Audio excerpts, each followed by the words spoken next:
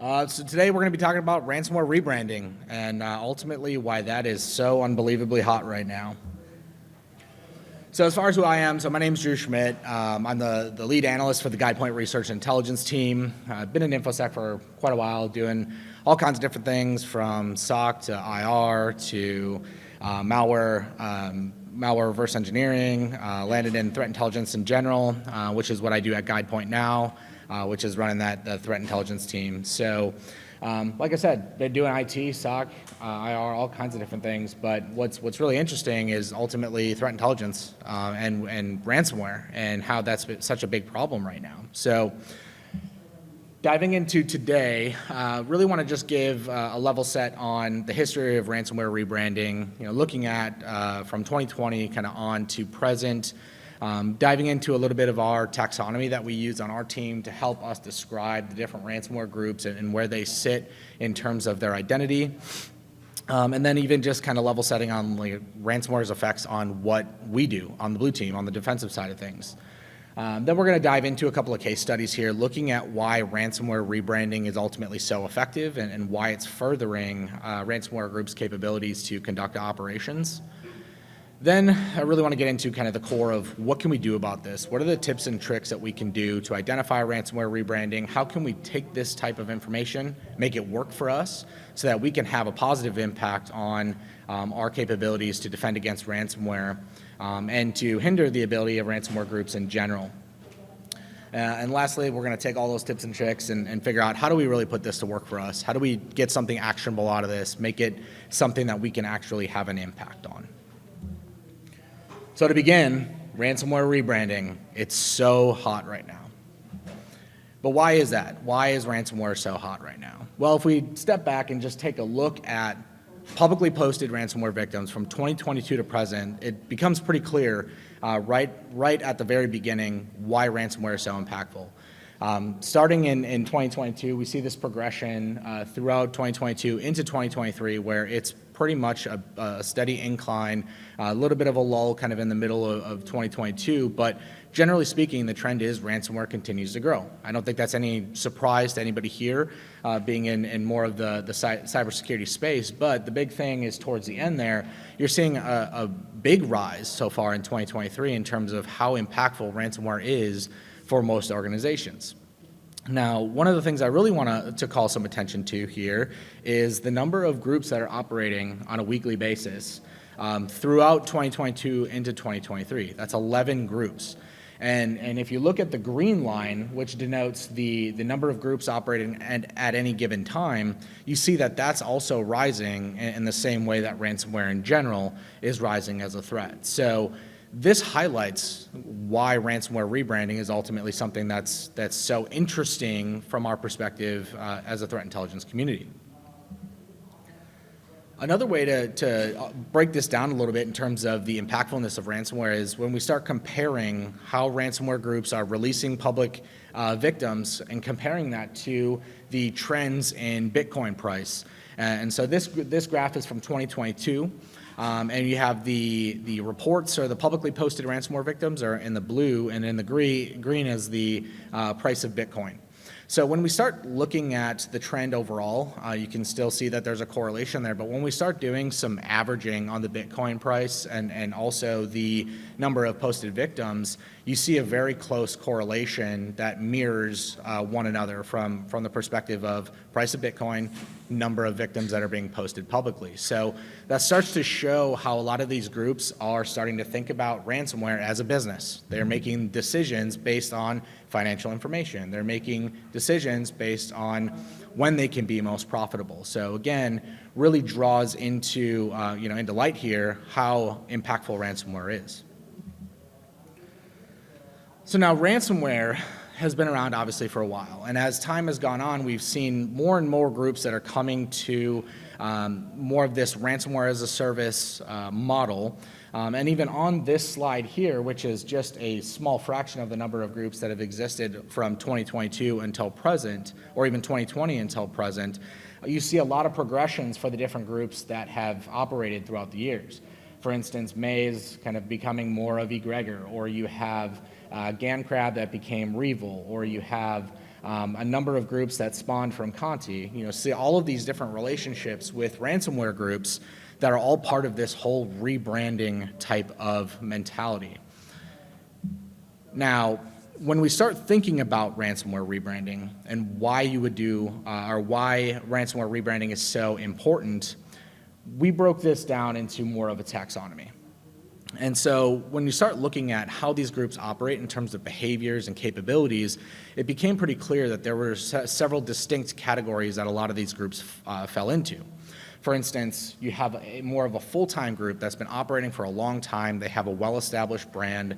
They have well-established capabilities, infrastructure, and they've been consistently posting victims and impacting victims. That's something that we would consider to be more of a full-time group.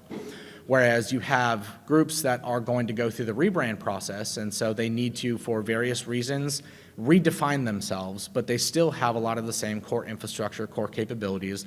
Those are going to fall into what we call a rebrand. Now, there's two other types of groups that are quite interesting in terms of how they operate, and that's going to be a splinter group and an ephemeral group. So the splinter groups are often going to be the groups where you have one or two individuals that are kind of well-versed in what they're doing from a ransomware operations perspective. Maybe they've been an affiliate for a Lockbit or a Royal or something maybe like a Black Suit, and they've decided, hey, I can do it better, I'm going to do it on my own, and so they go and splinter off and start their own group. Now, they take a lot of the lessons with them from the operations perspective, but they don't have a lot of the same infrastructure or capabilities initially that a lot of the full-time and rebrand groups do.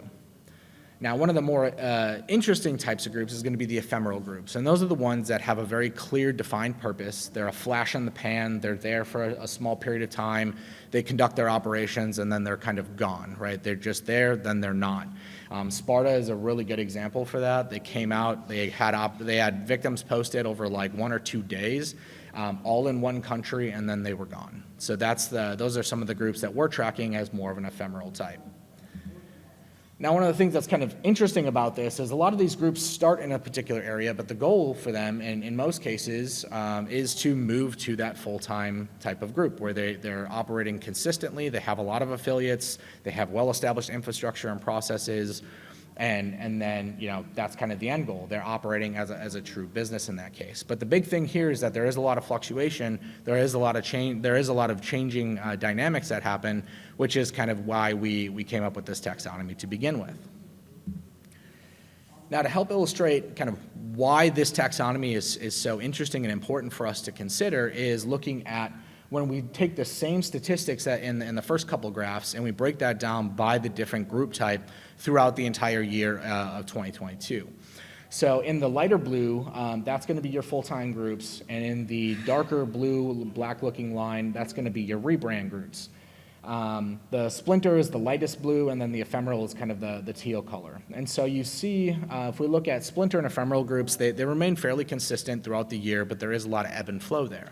But the interesting kind of correlation is watching a lot of the full-time groups kind of descend or get a little bit lower as the year goes on versus the rebrand groups ramping up. And then you see this intersection towards the end of 2022, which is exactly what we would expect because a lot of the rebrand groups are starting out and moving towards that full-time capability. So you see that convergence there, which really adds some credibility to our hypothesis that there are different levels of these groups, and ultimately they're all kind of working towards the same goal in most cases, which is to establish themselves as a well-defined brand that operates effectively. Another way to take a look at this data set between the different taxonomies is to look at the industries that they are claiming most of their public victims. So from the very bottom, we have our full-time. At the top, it's going to be ephemeral. Now, what you see really clearly is that on the full-time side, there's a lot of kind of evenness. So there's a nice kind of gradient there across all of the different industry verticals that we track, whereas as you start getting into rebrand, splinter, ephemeral, it becomes a lot more variable in terms of what they're doing. So that has us thinking a couple of different hypotheses. One is, they're not as established, right? They're not figuring out, or they're trying to figure out what their niche is, where they want to sit in the grand scheme of things, versus the full-timers that kind of have themselves figured out. They have that well-established program. So again, it just shows you with the variability in the different group types, how tracking these different groups using this taxonomy with the different levels is really important for helping us understand these behaviors and ultimately what leads to ransomware rebranding. So I know I've kind of already dived into this a little bit, but why ransomware rebranding? If brand is everything to these ransomware groups, why would they go through a rebranding process? And I think the big reason is because sometimes they make stupid decisions that they can't come back from, right? Colonial Pipeline's a big one that comes to mind. So when they start making these decisions that they can't come from, they start getting a lot of heat from law enforcement, or they start getting a negative brand for some of the actions that they're taking. That's when they're going to start moving towards doing a rebrand so that they can claim that new identity so that they can try again. So Patches O'Houlihan, 7-time ADAA All-Star, really coined this 5 Ds of rebranding here. Okay, so they're going to dodge, duck, dip, dive, and dodge. That's the whole purpose of why they're doing this rebranding. They want to fly under the radar as much as they possibly can. They want to make sure that they can conduct their operations for as long as they can. Ultimately, it means more money, right? It also has very tangible impacts on the blue team, for us, what we're doing. When they do rebrands, that's another group for us to track.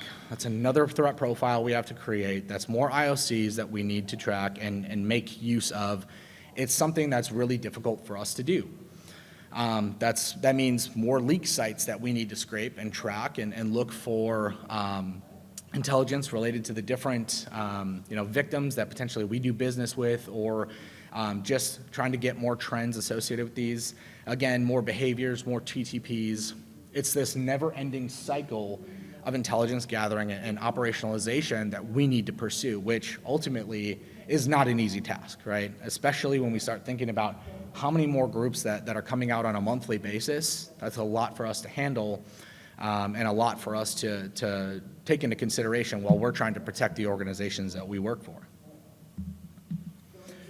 So this is actually a picture my wife took of me when I was preparing for this presentation overall. I want to take a look at some case studies, though, and really, again, illustrate how effective ransomware rebranding can be. And so to start with, looking at the taxonomy again, and looking at the duration of operations for any particular group type, we see that obviously full-time and rebrand and splinter and ephemeral kind of steps down as the taxonomy progresses, but full-time's obviously operating for a long time. Rebrand and splinter are pretty close in terms of how long they operate, but the ephemeral groups, those are the ones that, again, are the most difficult to track because they're there for such a short period of time. In a lot of cases, we might not even be able to establish an effective threat profile that defines a behavior associated with them, adding to a little bit more of that difficulty. So to start with, we'll take a look at DarkSide and how they went to Black Matter, and then they went to Alpha, or they rebranded to Black Matter and then rebranded to Alpha.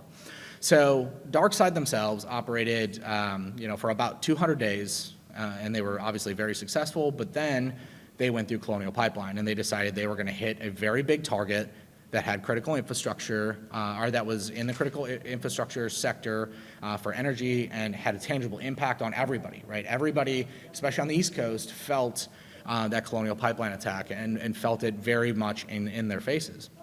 And so they went through a rebrand. They decided, hey, we're going to take this opportunity. We're going to try to lose the law enforcement heat. We're going to rename ourselves Black Matter, and we're going to continue to conduct operations.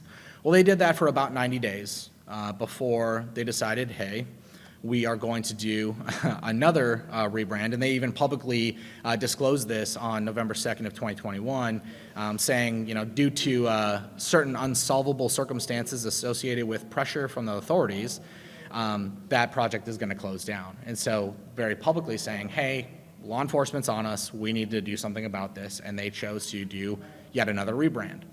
And so they rebranded to Alpha. Now Alpha, for the last couple of years, has been one of the most prolific threat groups out there from a ransomware perspective. And so they've operated for an additional 300 plus days, and significantly longer than that as we factor in, being midway through 2023 at this point.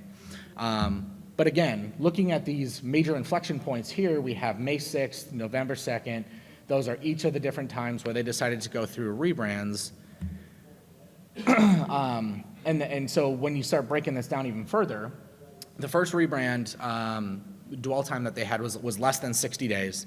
As they went through the second rebrand, that actually brought that down to less than 30 days before now they've operated for, they've extended their operations for over 400 days. And at this point, it's probably closer to 500 or 550 days where they're continuing to operate. They're still operating today as one of the most prolific ransomware groups that exists today. And of course, a lot of that has to do with things like using Rust for their encryptor and using some novel techniques to kind of remain relevant, but again, not pursuing the big targets like Colonial Pipeline. So they have learned, they've improved their processes to the point where now they're continuing to operate through this process of ransomware rebranding.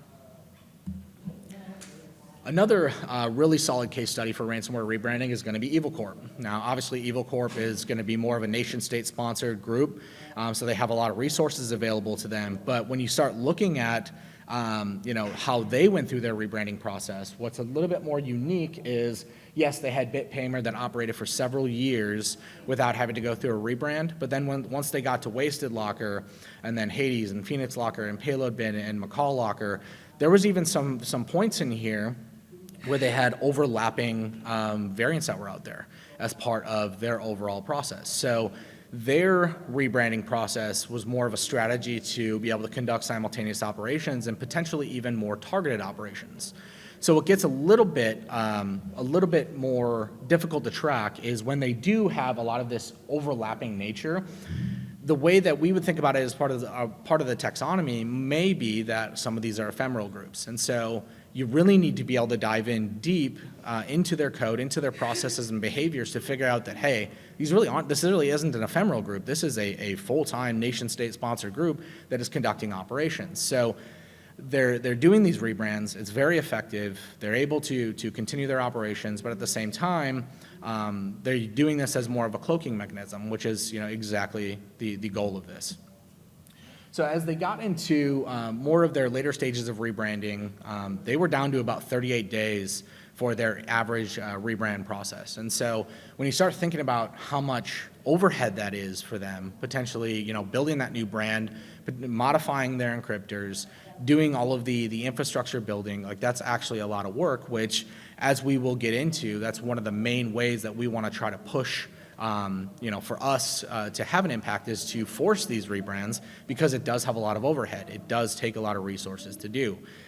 And also in this case, they extended their operations by over 400 days. So again, showing just how impactful some of this rebrand capability can be in terms of having a prolonged impact on our organizations. So tips and tricks, and how do we ultimately start identifying these rebrands? How do we start having that impact?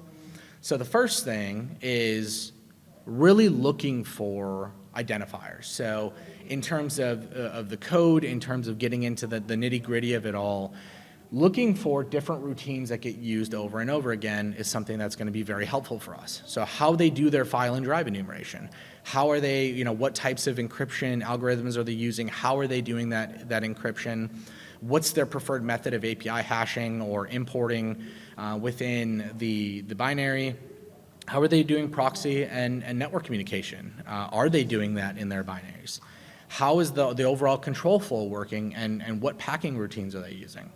One of the biggest, or one of the best examples of getting into a deep dive at the code level to look for these things was actually published by Sentinel Labs as part of Sentinel-1, where they actually looked at Evil Corp and they got into the nitty-gritty of all of the binaries that they used from the case study that we examined here and looked at where are the overlapping similarities, how does that translate to this tracking of a single group of individuals that are conducting operations. But when we do this, when we're trying to spot the rebrand, we're looking for the style, right? STYLE style. So for those of you who are 90s individuals and like 90s movies, if you guys can tell me what movie that's from, I'll give you a really big gold star. Anybody got it? Say again? Blank Check. That's right. One of my favorite movies as a kid. I really wanted that slide out of the house into the pool. Never got it. But anyway, the big thing here is looking for that style. Every developer has a style. I'm sure all you guys that are coders in here, or even dabble in scripting, you guys have a style. You write some really cool piece of code, you reuse it because why not? It works, right? That's the type of stuff we're trying to identify here. So when we do dive in and look at what this code looks like, we can use all kinds of different tools. We can use bin diff, we can use static code analysis, whatever it is. We are looking for that code reuse because those are like signatures, right? They're a way for us to track these groups and how they're doing things. And if we can find the similarities from binary to binary, that helps us to identify that rebrand activity or attribute it to the same group that is going through a rebrand process. Now, one thing to keep in mind here is that leak sites are code too. There's code behind them. There's a lot that goes into making these leak sites, especially when you're talking about real-time chat capabilities and other portions of these websites. But those are code too. So if we profile those, that gives us another opportunity to identify when groups are reusing code and going through the rebrand process. And so one of the big things that we need to do here, as we're going through a lot of this in-depth analysis, we are trying to find the style, the code reuse. We have to make those into signatures that we can use to work for us. So if we can speed up our ability to detect certain functionality, certain functions within binaries, et cetera, that's going to give us a little bit more of a leg up in terms of identifying what's going on with a lot of these binaries and these groups that are going through rebrands. And one thing we'll talk about a little bit more is making sure that we're sharing this information, whether it's within industries, other teams that you work with, however we need to do it, but we need to get this information out there so that we can start having that impact on drawing attention to the rebrand, because the more we can draw that attention, the more we can draw these correlations, the better for us to stay in front of it and to try to force more rebrands to actually happen. So whether that's sandbox signatures, Yara signatures, getting into Sigma rules for different behaviors, whatever we need to do, we just need to make all of this information that we're gathering as part of our in-depth analysis actually work for us. Now, one of the other areas that we need to really focus on here is more from the behavioral aspect of things. A lot of groups, much the same as they're going to try to reuse code, they're going to also reuse techniques that work for them. And so when we talk about TTPs, from initial intrusion to post-exploitation, really identifying what these TTPs are and how they're used is important. A good example of this is going to be CLOP. CLOP, when we look at Go Anywhere, we look at Move It, and even back a couple years ago, they had an Excelian FTA vulnerability that they were exploiting. That's a very clear behavior that CLOP uses in terms of how they operate. They're looking for vulnerabilities in file transfer applications. That's something that we can use to work for us. Another way is negotiation tactics. Now, this does get a little bit more difficult when we start talking about affiliate-based programs or ransomware as a service, because there's so many different affiliates. They all have their own way of doing things, and so you're ultimately negotiating with a lot of different people. But there are tactics that we can glean from a lot of these groups so that they can help us build that behavior profile, or that profiled behavior. Dark web identities and how they're interacting in some of the forums, that's another way that if we can start identifying some of the trends and how they communicate, how they develop their identities, that's something we can use to further how we can track these groups from rebrand to rebrand. Communication style and phrase reuse, that's something that goes into negotiations and how they're communicating in some of those forums. Rebrand intervals, talked about that already in terms of how they're doing this to extend their operations and ultimately some of the periods of time that they go through from rebrand to rebrand. Financial behaviors, so when you're getting into tracking payments, how they're actually doing some of their staging. A really good example of that is one of our negotiations that we did with Royal Ransomware affiliate recently. One of our analysts on our team broke that down, found and started tracking the wallet that the payment was initially made to, and they did let it sit there for several weeks before they went through a very consistent process of divvying out the Bitcoin to certain other wallets so that they could stage it more long term. And so we were able to actually pass that information to the FBI so that they can start tracking that at a much larger scale and hopefully have an impact on finding where the money is going to end up long term. So again, gets into that information sharing or that intelligence sharing so you can have a bigger impact on some of these ransomware groups. Another component here of profiling behaviors is looking for relationships with other e-crime groups. And this is actually good and bad relationships. So Alpha and Lockbit and drawing a blank on who the other one is, but there's a couple of groups that like to talk a lot of shit to each other. And so it's great because then they release a lot of OPSEC details that they otherwise wouldn't. So when you're tracking some of those negative relationships and how they like to kind of talk bad back and forth, that's another opportunity for us to get more information on how they're operating to develop this profile. So the moral of the story here is we need to develop this living profile. These groups are improving their sophistication, they're maturing, they're going through a lot of the same processes we do from a cybersecurity perspective to get kind of from point A to point B and often to point C, where we're operating as a mature organization and so are they. So that's kind of that point here is developing the living profile, threat profile is going to help us to try to keep up with what's going on. Now, one thing that we need to call attention to is the fact that there is an ecosystem out there for ransomware groups, and it's not just this group does business with themselves and themselves only. No, there's a lot going on between groups. There's individuals out there that are providing functionality, that are selling functionality, and so this goes back even to the last slide where we have to observe these relationships and understand how this ecosystem works. And we need to just be aware of these potential pitfalls when we're trying to make correlations for rebrands or functionality or looking for that style. We just need to keep this in mind because there is an opportunity for us to make false attributions. So one of the big things here is when we look at things like ransomware as a service. There may be, there is the core group of individuals that's responsible for developing a lot of the functionality, but there are also individuals that are kind of freelancers, and they will sell their functionality. They will kind of do, they will not necessarily limit it to one group. They'll just sell whatever functionality they need to. And again, when they find something that works for them, they're not hesitant about selling it to multiple groups. And so when we talk about outsourcing, so there is code reuse between Lockbit 3 and Black Matter. Now, if you don't really understand the ecosystem here and you don't take this into consideration for the pitfall that we're examining, there is an opportunity to say, okay, well, Black Matter and Lockbit 3 have some overlap. Well, that's not necessarily the case, right? Yes, they have some overlapping functionality, but that's going to be probably more related to outsourcing than it is having group overlap or being the same group. So it's just something we need to keep in mind when we're getting through and taking a look at how this rebranding process happens. Now, one of the other big things here is that ransomware groups have leaks, right? Conti had a whole bunch of leaks. They had their source code leaked. Babic had their source code leaked. Lockbit had their source code leaked. So now when you start seeing other groups pop up that are using code that might be Lockbit, it might be Babic, it could be Conti, the initial assumption might be, well, this is those groups doing their rebranding. Well, that in this case also might not be the case because a lot of these groups, in order to obfuscate their operations and themselves, are using that source code, so A, they don't have to make their own source code, and B, so that there is nothing to attribute it.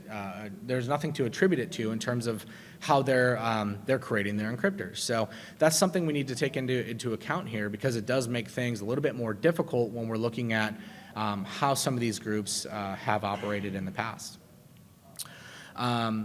At the end of the day, a lot of these large groups, they have options, right? And the big thing is that it makes our life harder because we're trying to track these groups, we're trying to do in-depth analysis, but with so many options, there's so many different areas to connect. which takes a lot of time. And so that's one of the big things. And again, we'll get into talking a little bit more about is this intelligence sharing and how all of our work, and we're all really smart people, how we can take a lot of our intelligence and share it and make it work for the larger group versus trying to hoard it and kind of keep it to ourselves and have less of an impact. So one last case study that I kind of wanted to jump into to illustrate how this is a little bit more difficult is going to be looking at groups like Bright Night and Bloody. So we actually had a case on our DFIR team where there was a ransomware attack that happened, and it was ultimately by a group that was calling themselves Bright Night. They were doing all of their negotiations by email. They weren't using a traditional leak site. They were trying to leak data on Telegram and other chat applications. And so through connections with the FBI, we ultimately figured out that the email address that they were using for Bright Night was also being used for Bloody. So that's one of those indications where, again, when we start sharing intelligence, now we start figuring out that there's a clear connection here. But what made this really difficult was there was no very obvious similarities in terms of how their encryptors were. They were even using a lot of different TTPs, but obviously throughout that intelligence sharing, we found that there was a clear connection, at least by the email address that they were using. So, even when you start looking at some of these groups that are going through this process, maybe they're trying to find new identities or they have a specific target in mind. This just shows how difficult it can be with groups operating at the same, or different variants or different identities operating at the same time using similar infrastructure, similar TTPs, and then looking at how Bright Night is creating their encryptor, but then Bloody is using a version of the leaked Lockbit 3.0 builder. So all of these things considered, it wasn't clear, it wasn't very obvious when we started looking at this case that, hey, there was a lot of similarities. But then as soon as you get that one shared piece of information, now you can really start building off of that and developing what this living threat profile is from a group perspective versus just more of a brand or identity perspective. So just kind of shows how, again, the ecosystem is large out there. There's a lot of stuff that's going on. And using this information to our benefit is going to be very helpful. So then at the end of all this, what is the point, right? And so right now we have a lot of this. We have a lot of happy hackers, and we want to turn them into sad hackers, right?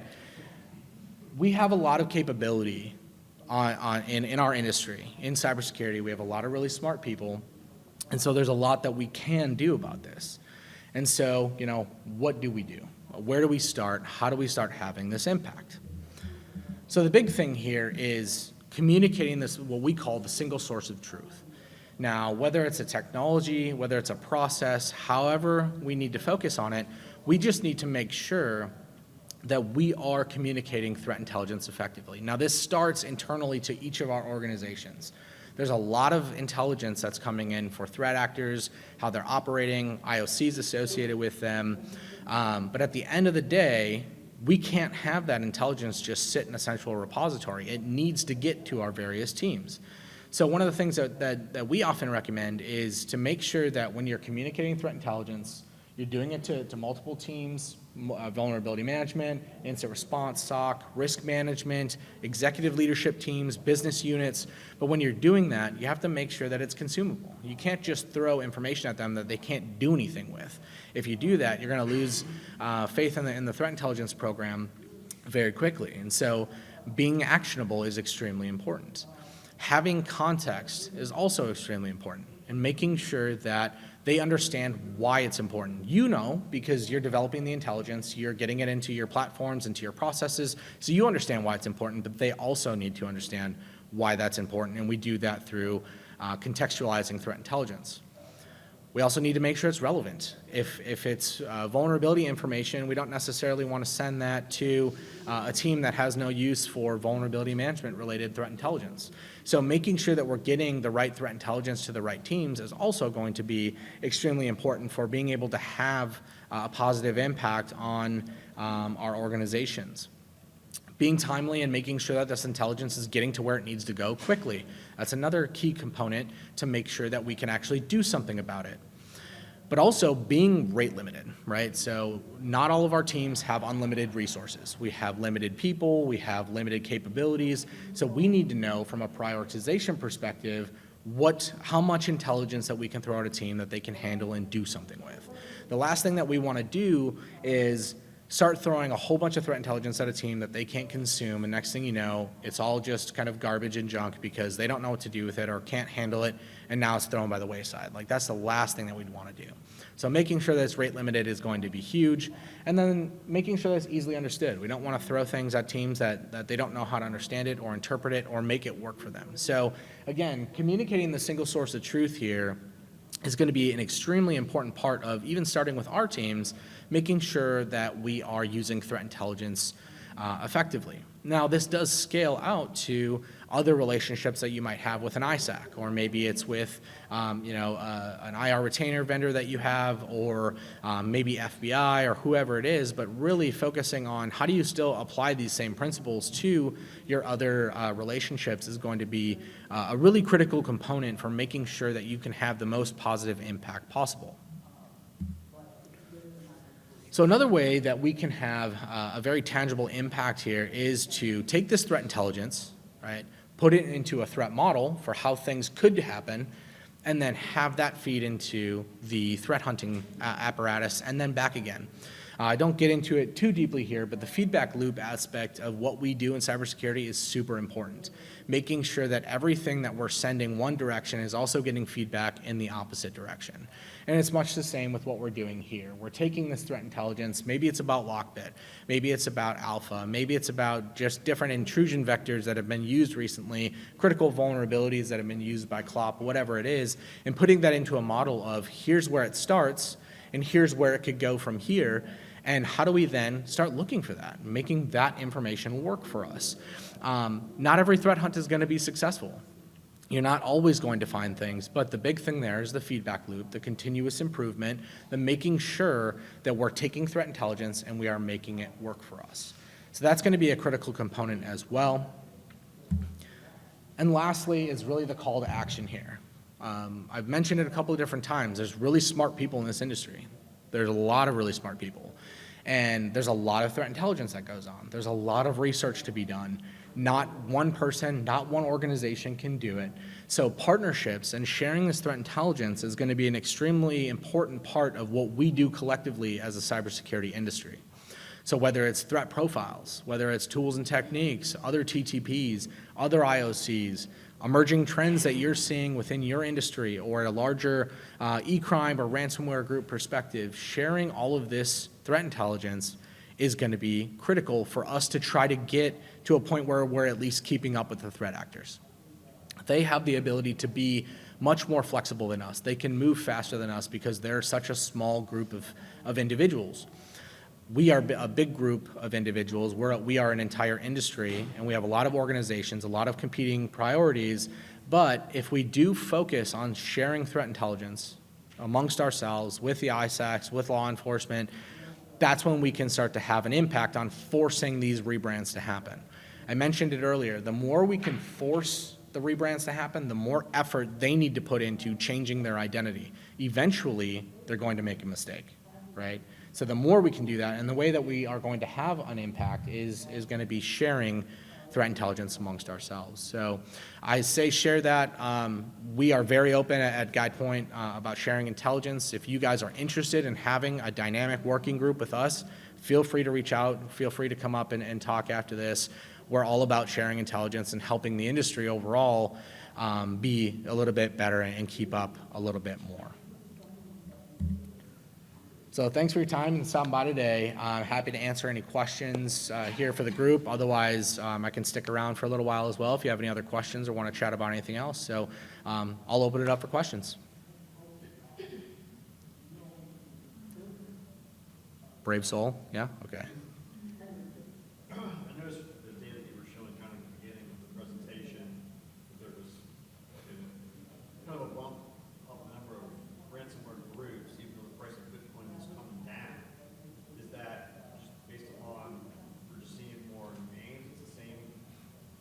total amount of threat actors or other kind of factors in play here? Yeah, I think I think some of it comes down to the fact that there's a longer term correlation that we can make with some of things like prices of Bitcoin and projected revenue and things like that.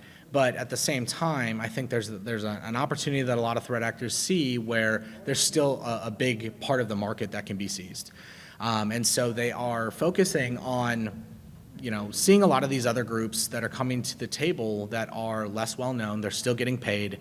They're able to conduct their operations without the fancy leak site, without the fancy tools, and I think a lot of other affiliates are seeing this type of behavior and how successful it can be, and they're starting to approach that as well, or to pursue that.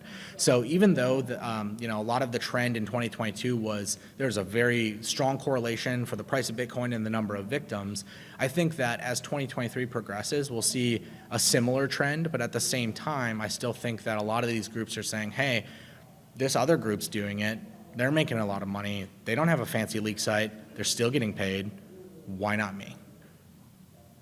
Yeah. Okay, thanks. Yeah. In the back. Basic practices or procedures that we can perform to minimize your susceptibility to ransomware. Yeah, so the question was basically what can a lot of organizations do to proactively focus on defense and prevent ransomware from happening. Is that correct? Yes. Okay, cool. Yeah, so I think a lot of that comes down to more of the preparedness aspect. So having an incident response plan is huge. Making sure you're practicing that incident response plan is also equally as huge because if something bad happens, you need to have the muscle memory to go through it. CISA's Stop Ransomware guide, which is like a 30 or 35 page document, is actually a really good starting point for getting in and saying, hey, how do we stop this? How do we prevent it from happening? But a lot of it comes down to having a plan of what to do, making sure that you know how to enact that plan, how to proceed through it, but then also focusing on other fundamentals like making sure you have a strong EDR deployment, making sure you're focusing on defense in depth, making sure that you're investing in your people, and having smart people to go along with your smart tools. And then really, again, just having things like really defined processes that are going to focus on defense in depth, preparedness, and getting out there and kind of doing it as a larger collective versus a lot of ad hoc response capabilities. Yeah. We got one in front? No? Okay. Go ahead. So just, you were talking about, call to action to share all of this actionable intelligence. Mm-hmm. Do you have any recommendations for how best to go about that? Because I'm just thinking about, government versus private sector. There's some reporting requirements, but then other times people might not necessarily either report or just share the information. And, you can't just send an email, a blast email to like Right. 500 people every time you find a little nugget. Right. Yeah. Yeah. I think what it comes down to from our perspective, especially because this is kind of a new thing, that we're asking for to have all kinds of organizations sharing versus big groups like Microsoft and Google and whatnot, because they have their own ways of doing that. But the way that we found has been very successful is really by building the relationships and using tools like Slack. We have shared channels in a lot of cases where we can just say like, hey, are you guys seeing this? No, but we also have this piece of information which kind of correlates to that, and then there's a bigger conversation that happens. So using some of those collaboration platforms, obviously pursuing NDAs and things like that where it makes sense, but really just building the relationship and starting the conversation. It's not always going to be, the really cool and sexy Styx taxi server that you set up for every one of your relationships, and you're doing this cool stuff. Yeah, that's a goal definitely to get to, but really just starting with having more conversations is the best first step. I could ask you so many questions over time. So I loved your delineation of the context versus the action here. So let's say we're kind of follow on this question. Let's say you're lacking a lot of visibility in your environment. Maybe you lack some endpoint controls, lack network controls, and you're just trying to mature some basic semblance of this for the purpose of the threat modeling like you were describing. Would you say that you first need to have more context internally and visibility to start to take action on these things, or could you approach it a little bit more from the top down of like you were try and get these controls in place and then start to have the discussion? Like from zero, Yeah. what would you recommend is kind of the first baby step, assuming you don't even have visibility or awareness? Yeah, so I think the big thing there is, especially if you're starting from nothing, like best case scenario, you are starting from nothing, so you don't have to kind of retrofit, and you can really develop an in-depth plan. It all starts with what are the requirements? What are your program requirements? What are your intelligence requirements? What's important to your team? What's important to your business leadership? Really defining those requirements is going to be huge for how do we proceed from here? Because what's going to come out of that is going to be the prioritization, right? What's the priority for intelligence? What's the priority for the program? What teams are highest priority to integrate with, things of that nature.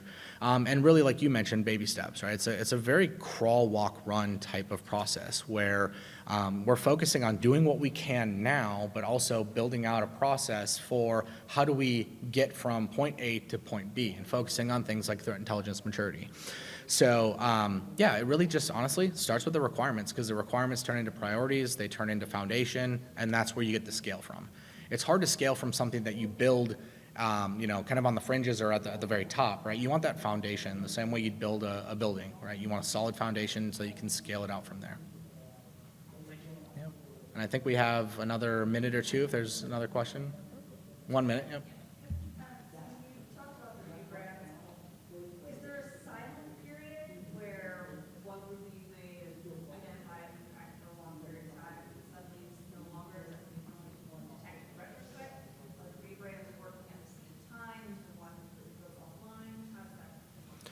Yeah, so I think it's kind of all over the place. And the best thing for us is that we get to go back with hindsight, right, and look and see how those things played out. So I think a good example is like the Bright Night Bloody aspect. Like they were the same group, presumably, based on some of the tactics that they were using, as well as the shared email address for negotiations, but they were operating simultaneously.